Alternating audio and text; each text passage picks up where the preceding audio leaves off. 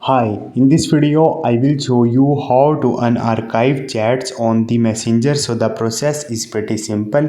If you have archived chats with your friends and now you want to see that chat, simply follow this procedure. So first of all, open your messenger and click on your profile icon on the left top.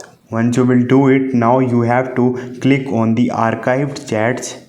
So here is your all the archive chats. Tap a while on any chat to whom you want to unarchive and you will see unarchive button. Simply tap on it. Now this chat is unarchived from your archived folder. So in this way you can unarchive any of the messages with your friend on the messenger. Hope this video will helpful for you. See you next time. Thank you.